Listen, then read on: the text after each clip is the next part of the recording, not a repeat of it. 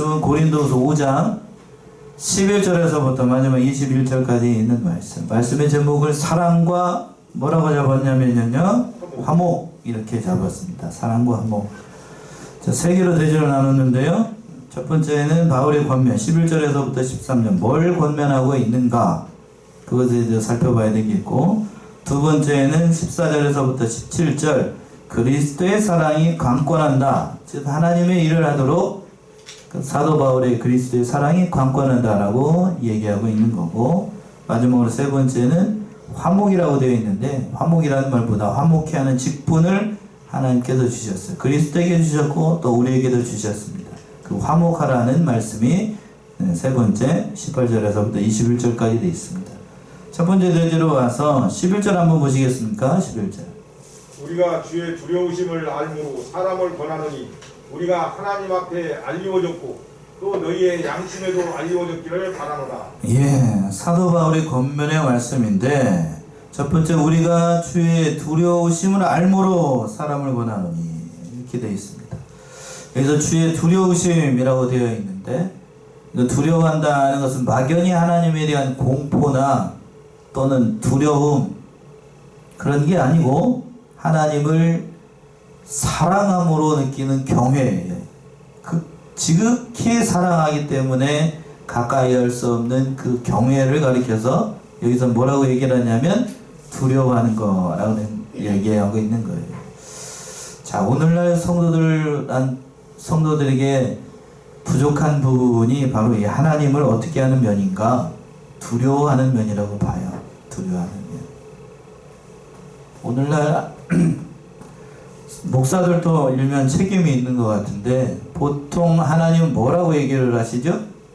하나님은 사랑이라 라고 얘기를 해서, 어느 교회 가게 되면 하나님은 사랑이시라 라고 해가지고 이렇게 써놓은 데도 있고, 하나님은 사랑이시니까 하나님의 사랑 안에서 봐야 된다. 물론 맞지요. 그런데 사랑을 강조하다 보게 되면 하나님의 뭐가 사라지기가 쉽냐면 공의가 사라지기 쉬워요. 두려우신 하나님, 크고 존귀하신 하나님이 사라지기 쉽다고요. 그러니까 일면에 양면이 있어요. 양면. 오늘날 성도들 그 믿음의 형편을 봤을 때에 제가 좀 안타까운 부분은 하나님을 뭐하는 것 같지 않다? 두려워하는 면, 경외하는 면이 부족한 것 같다는 거예요. 하나님이 살아계시다, 하나님은 두려우신 분이라는 사실을 안다라고 하면, 하나님이 두려우신 분이라는 사실을 안다라고 하면 밖에 나가서 그렇게 말하거나 행동하지 않을 겁니다. 그렇겠지요? 자, 오늘날 성도들 보게 되면, 우리 교회 성도들은 그런 사람들 없어요. 우리 교회는 없고, 밖에 나가보게 되면 정오회만 해도 기독교 신자들이 그렇게 많아요. 그렇죠? 정오회 인구가, 시내 인구가 뭐 7만, 8만 이렇게 되는데 교인들의 숫자가 굉장하다고요. 그런데 뭐 마트를 가든지 어디를 가든지 그 사람이 예수를 믿는 사람인지 안 믿는 사람인지 제대로 알 수가 없어요. 왜 그럴까? 밖에서 생활하는 거하고 교회에서 생활하는 거 뭐하기 때문에 달라요. 다르니까 밖에서는 그리스도의 향기 그거 전혀 나타나지 않으니까 하나님을 두려워하는 면이 없다. 저는 그렇게 생각을 해요. 그러니까 사도 바울이 이렇게 얘기하는 거예요. 우리가 주의 두려우심을 알므로 사람을 구하노니. 참으로 하나님을 우리는 불언간 우리가 부르신 때에 하나님의 심판대 앞에 쓸지를 알아야 됩니다. 그러니까 사람 앞에도 바로 해야 되고, 또 누구 앞에서도 바로 해야 되고, 하나님 앞에서도 바로 해야 됩니다. 이 사실이 참 중요한 것 같아요. 고린도전서 9장 16절 한번 보세요. 전서 9장 16절. 사도 바울은 항상 이런 정신으로 살았습니다. 전서 9장 16절. 내가 복음을 전할지라도 자랑할 것이 없으면 내가 부족고라 할 일이입니다. 만일 복음을 전하지 아니하면 내게 화가 있을 것이미로라. 만일 복음을 전하지 않으면 내가 뭐가 있을 것이라고 생각하며 살았다고요? 화가 있을 것이다. 그러니까 하나님을 굉장히 뭐한 것으로 생각했냐면 어떠한 분으로? 두려우신 분으로 생각을 했던 거죠. 막연한 공포가 아니고, 그러니까 하나님을 참으로 경외하기 때문에 맡겨진 사명과 복음을 전하는 직분에 대해서 이렇게 두렵고 떨리는 마음으로 그 일을 잘 감당을 했다는 거예요. 지극히 사랑하기 때문에 함부로 할 수 없는 거예요. 그런데 오늘날에 보게 되면 지극히 사랑하게 되면 옆에 있는 사람은 함부로 합니다. 아닌가요? 저도 그렇고 남편이나 아내, 특히 제가 자주 얘기합니다만 남편이나 아내의 그것에 대해서 함부로 해요. 함부로 하기가 쉽다고요. 특별히 제가 남자이기 때문에 아내가 남편을 함부로 하기 쉽다고요. 그건 성경적으로 옳은 거라고요? 옳지 않은 거라고요? 그거 옳지 않아요. 옳지 않아. 가정의 머리를 누구로 세웠다고요? 아내로? 남자로 세웠습니다. 목사님 왜 그렇게 얘기를 하시나요? 요즘은 제가 말씀드리면 여러분이 더 잘 아실 거예요. 남편의 권위, 가정의 권위가 땅바닥에 없어요. 땅바닥에 떨어져가지고 굳이 얘기 안 해도 왜 제가 이걸 강조하는지 여러분들이 더 잘 아실 거라고요. 그 남편의 권위, 남편으로서의 권위, 아버지로서의 권위가 가정에서 인정을 받지 않으니까 자식들이 누구를 뭐하게 보냐면 아버지를 뭐 세상 말로 가짜하게 봐요. 예? 그렇게 본다고요. 그렇게 본. 그냥 단순히 돈만 벌어오는 기계 정도로 그렇게 생각하는 사람들이 많다고요. 그렇다고 해서 옛날처럼 가부장적으로 그렇게 하라는 얘기가 아니죠. 저는 그렇게 하라는 게 아니라 진심으로 아버지로서 권위를 인정해 줘야 됩니다. 그렇게 되면 당연히 누구의 권위도 같이 올라가는 걸까요? 남편을 존중해주고 남편을 받들어 섬기면 누구의 권위도 당연히 올라가죠? 아니도 권위가 올라가요. 어머니로서의 권위도 올라가요. 그런데 네 아빠는 그런 사람이다. 자기들 보는 앞에서 그렇게 얘기를 하기 시작하면 누구의 권위도 같이 내려가죠? 자기 권위도 같이 내려가는 거예요. 그러니까 어느 목사님이 어느 집에 신방을 갔더니 봄에 대신방하려고 얘기를 하고 신방으로 갔더니 그 집사님이 입이 좀 싸가지고 목사님에 대해서 별로 안 좋은 소리들을 평소에 자식들한테 많이 했었나 봐요. 그래서 대신방 기간이니까 신방하려고 이제 목사님 저기서 오니까 그렇게 얘기를 했대요. 뭐라고 그러냐면 조그마한 어린 손주들 뭐라고 그러냐면 목사 아무개 본다 이렇게 얘기를 하더래요. 목사 아무개. 그러니까 평소에 목사님이라고 부르지 않고 집에서 뭐라고 얘기를 했다는 거죠? 예, 그렇게 얘기를 하니까 제가 차마 얘기하기가 그래요. 뒤에 무슨 단어가 있어요. 무슨 단어가 있는데 그렇게 얘기를 하니까 자식들이 그걸 듣고 어린 손주들이 듣고 그대로 얘기를 하는 거예요. 그대로. 평소에 자기가 말하는 대로 씨를 거두는 겁니다. 참으로 중요해요. 참으로 중요해요. 하나님을 두려워하는 존재로 그렇게 알아야 돼요. 그래서 사도 바울이 11절에서 보면 뭐라고 얘기했냐면 우리가 하나님 앞에 알려졌고 또 너희 뭐에도 알려졌기를 양심에도 알려졌기를 바란다. 사도 바울이 이렇게 얘기하고 있는 거예요. 하나님은 어떠한 분으로 아는가? 이것이 중요한 거고 또 사도 바울이 하나님을 그렇게 양심이 되고 호소했던 것처럼 사랑하는 이 고린도 교회 성도들이 하나님을 어떠한 분으로 받아들여야 하는가? 사도 바울이 이렇게 얘기를 하고 있는 겁니다. 참 오늘날의 성도들이 이 사실이 참으로 중요한 것 같아요. 하나님을 사랑하되 지극히 사랑하되 하나님을 뭐와 같이 두려우신 분으로 알아야 됩니다. 심판의 주님으로 그런 주님으로 알아야 돼요. 자 12절 여기까지 하고 또 12절 보시면 12절 우리가 다시 너희에게 자천하는 것이 아니요 오직 우리를 인하여 자랑할 기회를 너희에게 주어 마음으로 하지 않고 외모로 자랑하는 자들을 대하게 하려 하는 것이라. 예, 우리가 다시 너에게 자천하는 것이 아니요 오직 우리를 인하여 자랑할 기회를 너희에게 주어 마음으로 하지 않고 뭘로 자랑하는 자들? 외모로 자랑하는 자들에 대하여 하려 합니다. 사람을 마음으로 대해야 되는데 외모를 보면서 자랑하는 자들이 많았어요. 그러니까 하나님을 믿을 때에도 겉만 번지르르하게 믿는 사람들, 말만 유창하게 하고 그 인본주의나 다른 세상적인 방법을 써서 하나님을 믿는 사람들 많습니다. 그러니까 오전의 말씀에도 연장선상에 있는 것 같네요. 금과 은으로 아름답게 성전을 꾸미는 게 중요한 게 아니고 겉만 화려하게 꾸미는 게 중요한 게 아니라 어디를 더 중요하게 여기냐면 하나님은 여기를 중요하게 속 사람, 오늘 본문의 말씀에서는 마음이 중요한 거예요. 마음. 진실로 하나님을 바라보고 있는가, 진실로 하나님을 사랑하고 있는가, 진실로 하나님을 두려우신 분을 알고 있는가, 그 믿음이 있는 게 중요하다는 얘기예요. 그러니까 사도 바울이 이 말을 하고 있는 건 나는 너희를 외모로 대하지 않고 뭘로 대했다는 얘기냐면 마음으로 대했다는 얘기입니다. 저도 그래서 여러분들 마음으로 대하려고 해요. 마음으로 대해야 됩니다. 참 그 사실이 누구보다도 중요하고, 그 사도 바울이 그러니까 세상적인 기준으로 성도를 바라보게 되면 그거는 올바른 목사가 아니에요. 그러니까 마음으로 대해야 됩니다. 마음으로 성도들을 대해야 되고 마음으로 하나님을 섬겨야 되고, 그 사실이 중요한 거예요. 그러나 그때 당시에 거짓 사도들과 거짓 이 선지자들은 성도들을 마음으로 대하지 않으니까 뭘로 대했냐면 외모로, 그 실력으로. 그렇게 하다 보니까 교회에 여러 가지로 문제가 많아요. 문제가 많았습니다. 그렇게 대하는 건 하나님 앞에서 옳지 않습니다. 그래서 그 일을 위해서 마음으로 대하고 주를 위해서 충성 봉사하다 보니까 사도 바울에 대해서 어떻게 얘기하는 사람들이 있었냐면 13절처럼 얘기하는 사람들이 많아요. 13절이요. 우리가 만일 미쳤어도 하나님을 위한 것이요 만일 정신이 온전하여도 너희를 위한 것이니. 예.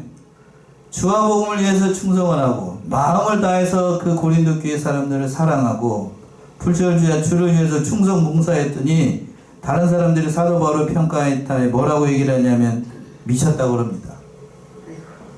뭐 한다고 그런다고요? 미쳤다고 그래요. 미쳤다고. 저 정신없는 사람들. 다 사도 바울을 보고 그러니까 하나님을 위해서 열심히 봉사하고 충성 봉사하고 새벽 예배도 드리고 앞에 있는 권사님처럼 새벽 예배도 드리고 모든 예배에 다 참석하고 그랬더니 옆에서 사람들이 뭐라고 그런다고요? 미쳤다고. 예. 그게 미친 게 아니고 하나님은 뭐 하는 거죠? 진심으로 사랑하고 경외하는 거예요. 경외하는 겁니다. 그러니까 사도 바울이 이걸 이렇게 얘기를 하는 거예요. 진실로 그랬습니다. 자, 사도행전 26장을 한번 가보세요. 진실로 믿었다고 그랬어요. 사도 바울 보고. 사도행전 26장 24절 25절.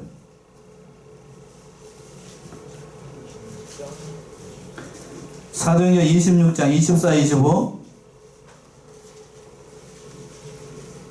바울이 이같이 변명하매 베스도가 크게 소리하여 가로되 바울아 네가 미쳤도다. 이 많은 학문이 너를 미치게 한다 하니 바울이 가로되 베스도가 가요 내가 미친 것이 아니오 참되고 정신 차린 말을 하나이다. 예. 사도 바울이 그 모든 일의 역사를 이렇게 그 베스도 춤도 이렇게 앞에서 얘기를 하니까 베스도가 그 얘기를 듣고 뭐라고 얘기를 하냐면 바울이 이같이 변명하며 베스도가 크게 소리하여 가로되 바울아 내가 뭐 했도다? 미쳤도다. 예, 미쳤도다. 내 많은 학문이 너를 어떻게 했다고요? 미치게 했다. 이렇게 얘기를 하는 거예요. 그러나 사도 바울은 뭐라고 했냐면 내가 미친 게 아니고 정신 차리고 참 말을 하는 겁니다. 이렇게 권면을 했던 거예요. 참 어느 세계나 그런 것 같아요. 어느 세계나 믿음의 세계도 그렇고 세상도 그렇고 진실로 거기에 이렇게 그것만 생각하고 이렇게 나가는 사람들은 다른 사람들이 봤을 때 그 사람은 어떤 사람들을 보기 쉽냐면 예, 이렇게 한 사람으로 생각을 합니다. 그러나 좀 특히 거부할 수 있습니다만 뭐가 됐든지 한 분야의 전문가가 되기 위해서는 거기에 미쳐야 됩니다. 맞나요? 미쳐야 돼요. 미치지 않으면 곤란해요. 곤란하다. 지금 집사람 저 안에서 이제 우진이 이 시간에 저 공과 공부를 하고 있어서 듣지 못할지 모르겠는데 전에도 한번 말씀드렸습니다만 제가 결혼을 일찍 한 게 아니고 늦게 했습니다. 우리 나이로 39에. 그럼 이제 신대원 들어가가지고 이제 집사람 만나가지고 졸업하고 난 다음에 결혼을 했는데요. 제가 여러 가지 조건을 얘기할 수 있었습니다. 나이도 많고 그래가지고 조건 말하지 않고 딱 한 가지를 얘기를 했어요. 뭐에 미친 사람이어야 되는가? 뭐에 미친 사람이 될까요? 하나님께. 예, 그렇게 예수에 미친 사람. 첫 번째 조건이 그거였어요. 예수에 미친 사람. 그거 아니면 뭐에다가 제가 목회를 할 때에 예수에 미친 사람이 사모가 옆에 있지 않으면 제가 그 사람한테도 예수는 이렇게 믿는 거고 열심히 가고 기도하고 그 사람 붙잡고 기도하다가 여러분들 기도하는 거 소홀히 하기 쉽습니다. 그렇지요?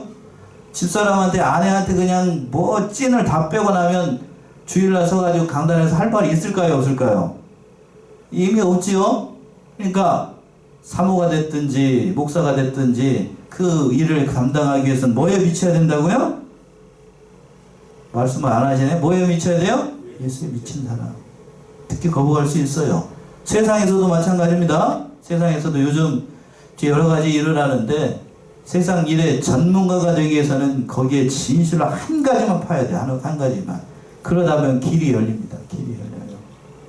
이 사실이 중요해요. 사도 바울이 그런 거예요. 오늘 본문의 말씀에서 돌아와서 사도 바울이 누구에게 미쳐 있으니까요? 예수에 미쳐 있으니까 다른 사람들이 봤을 때는 정신없는 사람처럼 보이죠. 그러나 그걸 하나님이 기뻐하셨던 거예요. 그러면서 뭐라고 얘기를 했냐면 13절 다시 돌아오시면 우리가 만일 미쳤어도 누구를 위한 것이고 하나님을 위한 것이고 우리가 만일 정신이 온전하여도 누구를 위한 것이다? 너희를 위한 것이다는 거예요. 이렇게 말할 수 있었던 거예요. 그러니까 사도 바울은 다른 사람들이 나를 뭐라고 조롱하든지 그것은 바로 너희를 위한 것이고 하나님을 위한 것이니 그건 나에게 두려운 게 그것이 나는 뻔한 거에 생각하지 않았던 거예요. 이러한 정신이 참으로 중요한 것 같아요. 제 자랑이 아니라 제가 앞에서 말씀드린 건 제 자랑이 아니라 그러한 거예요. 그러한 거. 이것이 참으로 중요한 것 같습니다. 왜 그렇게 할 수 있었던가? 그 말씀이 두 번째 대제에 나와 있는 것처럼 그리스도의 사랑이 사도 바울을 붙잡고 강권했기 때문에 그 일을 감당할 수 있었습니다. 14절 말씀이죠. 14절 보시면 그리스도의 사랑이 우리를 강권하시는도다. 우리가 생각건대 한 사람이 모든 사람을 대신하여 죽었음즉 모든 사람이 죽은 것이라. 예. 그리스도의 무엇이 우리를 강권한다고요? 사랑이 우리를 강권한다. 바울이 그리스도의 사랑이 강권했기 때문에 그 강권하신 그리스도의 사랑 때문에 전도를 아니할 수가 없었고 자신의 몸을 바쳐서 모든 일을 하지 않을 수가 없었던 거예요. 강권하신 사랑, 예수 그리스도의 사랑에 이끌려야만 그 모든 것을 다 희생하고 그 일에 충성할 수 있는 거예요. 사랑이 참으로 중요합니다. 누구에 대한 사랑인가? 특별히 예수님에 대한 사랑. 그 사랑이 있어야 그 사랑에 이끌려야 고난도 감내할 수 있는 거고 힘들고 괴로운 일을 만나도 물질적으로 어려운 일을 만나도 그 어려운 일을 다 감당할 수 있는 거예요. 사랑이 참으로 중요합니다. 진실로 사랑하게 되면 그 옆에 있는 사람의 허물이나 아내의 허물이 남편의 허물 그건 중요한 게 아닙니다. 오늘날에 그런 것 같아요. 진실로 하나님에 대한 사랑, 그리스도의 사랑이 있다라고 하면 이 어려운 이 시대 믿음으로 다 이겨나갈 수가 있어요. 그리고 제가 그 목사님들이 세상에서도 결혼식을 할 때에 그 결혼 주례사를 할 때 검은 머리가 뭐 할 때까지요? 팥뿌리가 될 때까지 뭐 하라고 그러죠? 사랑하라고 그럽니다. 검은 머리였을 때는 사랑하기 참 쉬운 것 같아요. 젊고 모든 일을 할 수 있을 것 같고 그런데 검은 머리가 뭐가 됐을 때? 팥뿌리가 됐을 때도 여전히 금실이 좋고 사랑할 수 있는가? 그때가 참 중요한 것 같아요. 그때가. 좋을 때에 좋게 하는 건 그건 어떤 의미에서 쉬운 것 같지만 그러나 좋지 않을 때 그때도 변함없이 사랑하고 이끌어주는 것 그거 쉽지 않습니다. 본문의 말씀으로 돌아와서 예수를 믿는 것 때문에 형통하고 복받고 세상적 관점으로 잘 될 때에는 하나님 사랑하는 것처럼 보여요. 그런데 예수 믿는 것 때문에 어려움 당하고 고난 당하고 물질적으로 어려움 당할 때 환난이 왔을 때에도 변함없이 하나님을 사랑하는가? 사랑할 수 있는가? 그때 가봐야 알아요. 그때 가봐요.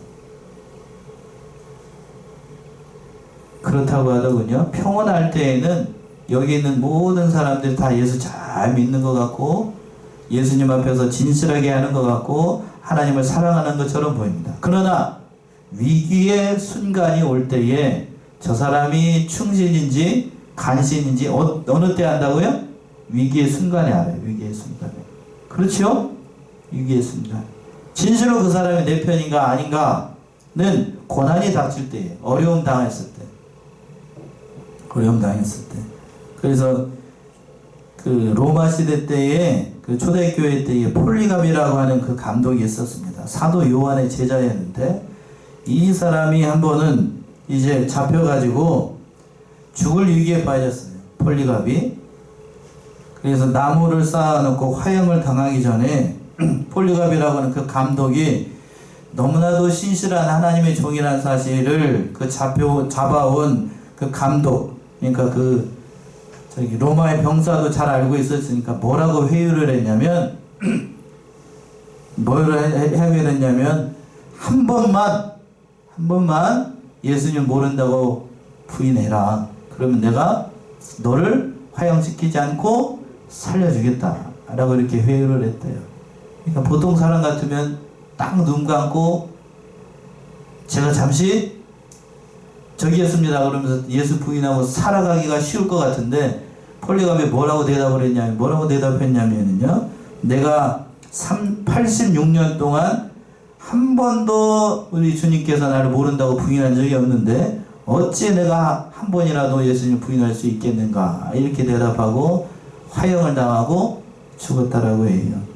그러니까 성도가 예수 그리스도를 얼마나 사랑하는가, 그것이 문제이지 사랑하지 않으면 하나님의 일을 감당할 수가 없어요. 그래서 부활하신 주님께서 베드로에게 물어봤던 것은 다른 걸 물어봤던 게 아니지요. 요한복음 한번 가보세요. 요한복음 21장. 부활하신 주님께서 사도 베드로한테 찾아와가지고 물어봤던 게 다른 걸 물어본 게 아니에요. 요한복음 21장 15절에서부터 17절 한번 봅시다. 저희가 조반 먹은 후에 예수께서 시몬 베드로에게 이르시되 요한의 아들 시몬아, 네가 이 사람들보다 나를 더 사랑하느냐 하시니 가로되 주여 그러하여이다. 내가 주를 사랑하는 줄 주께서 아시나이다. 가라사대 내 어린 양을 먹이라 하시고 또 두 번째 가라사대 요한의 아들 시몬아, 네가 나를 사랑하느냐 하시니 가로되 주여 그러하여이다. 내가 주를 사랑하는 줄 주께서 아시나이다. 가라사대 내 양을 치라 하시고 세 번째 가라사대 요한의 아들 시몬아, 네가 나를 사랑하느냐 하시니 주께서 세 번째 네가 나를 사랑하느냐 하심으로 베드로가 근심하여 가로되 주여 모든 것을 아시오매 내가 주를 사랑하는 줄을 주께서 아시나이다. 예수께서 가라사대 내 양을 먹이라. 예, 부활하신 주님께서 사도 베드로를 찾아와가지고 물어봤던 것이 어떤 의미에서는 한 가지예요. 네가 나를 뭐하느냐? 사랑하느냐. 이 말인즉슨 어린 양을 먹이거나 양떼를 돌보는 데 있어서 가장 중요한 건 누구를 사랑해야 돼요? 예수님 사랑해야 됩니다. 예수님 사랑하지 않으면 맡겨주신 양떼 칠 수가 없어요. 첫 번째로 중요한 건 예수님을 사랑해야 됩니다. 누구보다, 자기 목숨보다, 다른 사람보다 더 예수님 사랑해야 돼요. 사랑하지 않으면 감당할 수가 없어요. 그래서 부활하신 주님께서 이렇게 물어봤던 거예요. 그 주님께서 뭐라고 얘기하냐, 본문의 말씀 돌아와서 14절 보시면 그리스도의 사랑이 우리를 뭐하는도다? 강권하시기 때문에 사도 바울은 그 일을 감당을 할 수 있었던 거고, 그리고 또 하반절에 우리가 생각하는데 한 사람이 모든 사람을 대신하여 죽었은즉 모든 사람이 죽은 것이다. 그러니까 예수님이 모든 믿는 사람을 대신해서 십자가에 죽었기 때문에 모든 사람들이 다 죽은 거예요. 이걸 뭐라고 얘기를 하냐면 신학적으로 대표의 원리라고 얘기를 합니다. 그러니까 예수님이 모든 사람을 대신해서 죽었으니까 우리들도 다 같이 죽은 거예요. 그리고 예수님께서 십자가에서 죽으셨다가 예수님이 살아나셨으니까 그를 믿는 모든 사람들 다 어떻게 되죠? 살아나는 거예요. 이걸 대표의 원리라고 얘기합니다. 자, 로마서 6장을 한번 가봅시다. 로마서 6장 6절에서부터 8절. 로마서 6장 6절에서부터 8절. 우리가 알거니와 우리 옛사람이 예수와 함께 십자가에 못 박힌 것은 죄의 몸이 멸하여 다시는 우리가 죄에게 종로로 다지 아니하려 함이니 이는 죽은 자가 죄에서 벗어나 의롭다 하심을 얻었음이니라. 만일 우리가 그리스도와 함께 죽었으면 또한 그와 함께 살 줄을 믿느니 이는 그리스도께서 죽은 자 가운데서 사셨음에 다시 죽지 아니하시고 사망이 다시 그를 주장하지 못할 줄을 알미로라. 예, 이 말씀처럼 우리가 알거니와 우리 옛사람이 예수와 함께 십자가에 못 박힌 것은 죄의 몸이 멸하여 다시는 우리가 누구에게 종로를 하지 않는다고요? 죄에게 종로를 하지 않아요. 예수님께서 죄를 짊어지시고 십자가에 죽었으니까 우리는 죄의 종로를 하지 않고 다시 살아나서 그 모든 일들을 감당할 수 있었던 겁니다. 15절 돌아오시면 15절 보시면은요. 저가 모든 사람을 대신하여 죽으심은 산 자들로 하여금 다시는 저희 자신을 위하여 살지 않고 오직 저희를 대신하여 죽었다가 다시 사신 자를 위하여 살게 하려 함이니라. 예, 예수님께서 십자가에 죽으시고 살아나신 이유가 무엇인가를 말씀하는 건데 저가 모든 사람을 대신하여 죽으심은 산 자들로 하여금 바로 저와 여러분이죠. 저와 여러분들이 다시는 내 자신을 위하여 살지 않고 오직 저희를 대신하여 죽었다가 다시 사신 자를 위하여. 이게 누구죠? 예수를 위하여 살게 하려 함이라. 사도 바울은 이걸 깨달았던 거예요.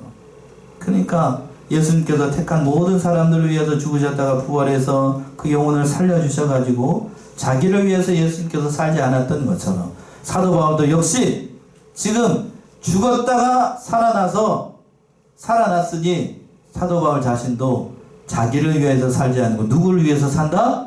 예수를 위해서, 그리고 사랑하는 고린도교회 성도들을 위해서, 그리고 사랑하는 성 안의 성도들을 위해서 살아갈 것을 이렇게 얘기를 하고 있는 거예요. 이 정신을 보게 되면, 사도 바울의 이 믿음의 정신을 보게 되면 참 본받을 만합니다. 과연 우리는 이렇게 얘기할 수 있는가? 우리 자신을 돌아보게 되면 참 부끄러운 모습이죠. 그래서 갈라디아서 2장 20절에서는 이렇게 고백하고 있어요. 자, 졸지 말고 갈라디아서 2장 20절. 갈라디아 2장 20절. 참 귀한 말씀입니다.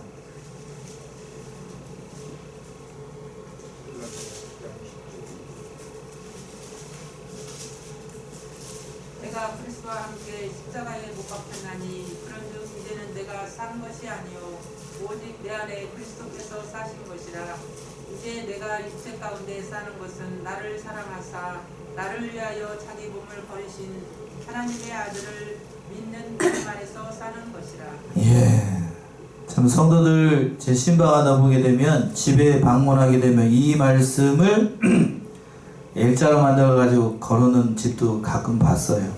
참 귀한 말씀이죠. 내가 그리스도와 함께 십자가에 못 박혔나니 그런즉 이제는 내가 산 것이 아니야 오직 내 안에 누가 사신 것이라고요? 그리스도께서 사신 것이라. 이제 내가 육체 가운데 사는 것은 나를 어떻게 하사? 사랑하사 나를 위하여 자기 몸을 버리신 하나님의 아들을 믿는 뭐 안에서 산다? 믿음 안에서 산다. 그러니까 사나 죽으나 나는 주를 위해서 산다는 사도 바울의 고백이 담겨 있는 거예요.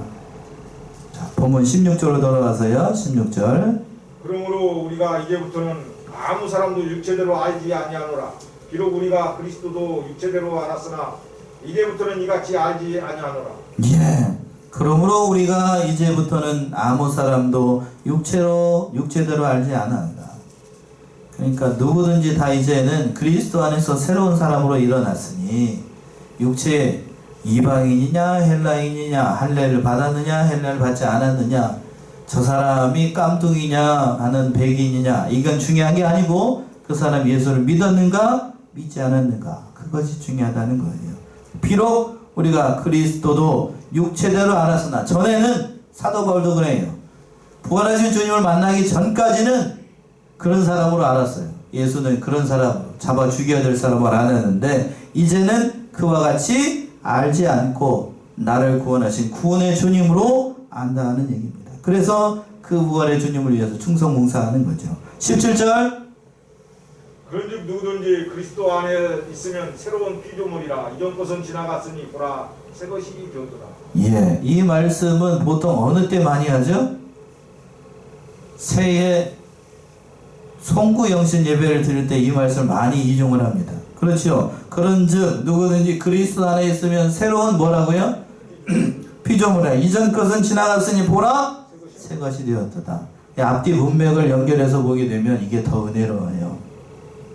그러니까 전에는 예수님을 그렇게 알았으나 육체대로 오신 분으로 알았으나 그러나 우리는 그렇게 알지 않고 그리스도 안에 있으면 이제 누구나 다 새로운 피조물이 됐으니 이전 것은 다 지나갔으니까 그거 다 잊어버리고 새로운 사람들께 새로운 직분을 맡았으니 그 모든 직분을 위해서 우리가 살아야 되지 않겠느냐. 사도 바울이 그 얘기를 하고 있습니다. 그 새로운 직분이라고 하는 것이 18절 이하에 있는 것처럼 하나님께서 우리에게 화목케 하는 직분을 주셨다는 거예요. 그래서 18절 보시면 18절 모든 것이 하나님께로 났나니 저가 그리스도로 말미암아 우리를 자기와 화목하게 하시고 또 우리에게 화목하게 하는 직책을 주셨으니 예, 모든 것이 누구에게서 났다고요? 하나님께서 났으니 저가 그리스도로 말미암아 우리를 자기와 화목하게 하시고 또 우리에게 뭐하는 직분을 주셨다고요? 화목케 하는 직책을 주셨어요. 예수님께서 오셔가지고 우리를 하나님과 화목하게 하셨습니다. 그렇죠? 예수님께서 십자가에 죽으심으로 말미암아 그 죄를 다 동원하심으로 말미암아 우리는 하나님과 화목이 됐어요. 그 직책을 누구에게도 주셨다고요? 저와 여러분에게도 주셨어요. 좁은 의미로 얘기한다라고 하면 사도 바울에게 하나님의 그 복음을 전하는 화목케 하는 직분을 주셨으니 그 감사하는 마음으로 자신에게 그 직분을 감당한다는 얘기죠. 얼마나 귀한 말씀이에요. 또 19절 보시면 19절 이는 하나님께서 그리스도 안에 계시사 세상을 자기와 화목하게 하시며 저희의 죄를 저희에게 돌리지 아니하시고 화목하게 하는 말씀을 우리에게 부탁하셨느니라. 예, 참 귀한 말씀이죠. 이는 하나님께서 그리스도 안에 계시사 세상을 자기와 어떻게 하게 하셨어요? 화목하게 하시고 그리스도로 말미암아 세상을 화목하게 하셨고 저희 죄를 저희에게 돌리지 아니하시고 누구에게 맡기셨냐면 화목하게 하시는 말씀 누구죠? 화목하게 하시는 예수님께 맡겼습니다. 그것도 우리에게도 부탁을 하셨어요. 그러니까 우리에게 그걸 맡겼으니 우리도 그 직분을 맡았으니 그 직분에 충성하겠다는 거예요. 여러 가지 의미가 담겨 있어요. 사도 바울의 그 신앙이 담겨 있는 말씀이기도 하고 또 20절 보시면 이러므로 우리가 그리스도를 대신하여 사신이 되어 하나님이 우리로 너희를 권면하시는 것 같이 그리스도를 대신하여 간구하노니 너희는 하나님과 화목하라. 예, 이래서 사도 바울이 이 얘기를 하는 겁니다. 이러므로 우리가 그리스도를 대신하여 뭐가 되셨으니 사신이 되었으니 하나님이 우리로 너희를 권하시는 것 같이 그리스도를 대신하여 간구하니 너희도 누구와 화목하라? 하나님과 화목하라. 이건 중생의 의미보다도 성화의 의미가 담겨 있습니다. 그러니까 늘 우리는 하나님과 화목하는 일을 해야 됩니다. 그러니까 이미 우리는 예수 그리스도를 믿음으로 말미암아 신학적으로 얘기한다면 중생했어요. 그러나 중생한 사람도 죄를 짓나요 안 짓나요? 여러분 한 주간 살아갈 동안에 죄 짓지 않고 이 자리에 앉아있다. 그런 사람 발 들어보셔요. 예? 그런 사람 아무도 없어요. 저도 그렇고 여러분도 그렇고. 그러니까 여기서 화목하라는 얘기는 늘 하나님 앞에서 연약해서 지은 죄를 하나님 앞에 다 토로하고 하나님을 가까이 하고 그 성화를 날마다 그리스도를 닮아나가는 그 일을 잘 감당하라는 그러한 의미가 담겨 있는 거예요. 그러한 의미에서 화목을 얘기를 하는 겁니다. 그래서 21절 보시면 또 21절 하나님이 죄를 알지도 못하신 자로 우리를 대신하여 죄를 삼으신 것은 우리로 하여금 저희 안에서 하나님의 의가 되게 하시려 하심이니라. 예, 21절 참 귀한 말씀입니다. 21절 합독합시다. 21절 참 귀한 말씀이에요. 21절 시작. 하나님이 죄를 알지 못한 자로 우리를 대신하여 죄를 삼으신 것은 우리로 하여금 저희 안에서 하나님의 의가 되게 하려 하십니다. 예, 참 귀한 말씀입니다. 자 봅시다. 또박또박 한번 볼게요.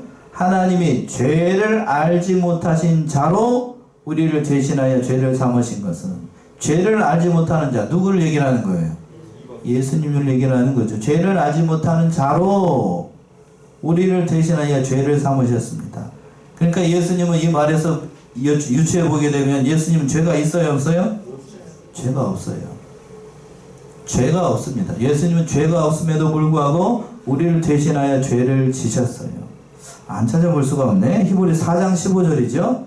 히브리 4장 15절. 히브리 4장 15절. 우리에게 있는 대제사장은 우리 연약함을 체휼하지 아니하는 자가 아니요 모든 일에 우리와 한결같이 시험을 받은 자로 돼 죄 없는 없으시니라. 죄는 없으시니라. 죄는 뭐라고요? 없습니다. 우리와 같이 똑같이 그 연약함을 채우겠지만 그러나 예수님에게는 뭐가 없냐면 죄가 없어요. 그래서 오늘 본문의 말씀에서 그 죄 없는 예수님께서 우리를 대신하여 죄를 삼으셔가지고 예수님께서 십자가를 지셨다는 거예요. 그로 말미암아 우리는 어떻게 되었는가? 하반절의 말씀이 참으로 중요하죠. 우리로 하여금 저희 안에서 하나님의 뭐가 되게 했다고요? 의의가 되었다. 그러니까 쉽게 얘기하면 로마서에서 가장 핵심적인 주제를 든다라고 하면은 내자로 뭐라고 그러죠? 이심승이라고 얘기합니다. 믿음으로써 의롭다함을 받는다. 자, 21절에서 보면 그 말 아니에요. 우리로 하여금 저희 안에서 하나님의 뭐가 되게 한다고요? 의가 되게 한다. 이걸 내자로 뭐라고 그런다고요? 이심칭의로 얘기하는 거예요. 이심칭의가 그러니까 로마서에만 갈라디아서만 있는 게 아니고 여기서도 있는 겁니다. 그러니까 법정적인 선언이에요. 의롭다 하심을 칭하여 준다. 간주하여 준다. 자, 높아지면서 한 가지 더 말씀을 드리면 여러분은 실제로 의인인가요? 네, 여러분 실제로 의인 아니에요? 실제로 의인 아닙니다. 여기 잘 이해를 해야 되는데 실제로 의인이 아닌데 예수를 믿음으로 말미암아 하나님께서 의인으로 뭐 해주는 것 뿐이에요? 간주하여 준다 또는 칭하여 준다는 거예요. 이걸 뭐라고 얘기하냐면 법정적으로 법에서 하나님이 꽝 넌 누구를 믿었으니? 예수를 믿었으니 의인이다 라고 불러주는 거예요. 내가 시험 차서 100점 맞은 게 아니기 때문에 하나님께서 의인으로 빵땅땅 이게 도장을 찍었어도 영 우리 마음 가운데는 깨림직합니다.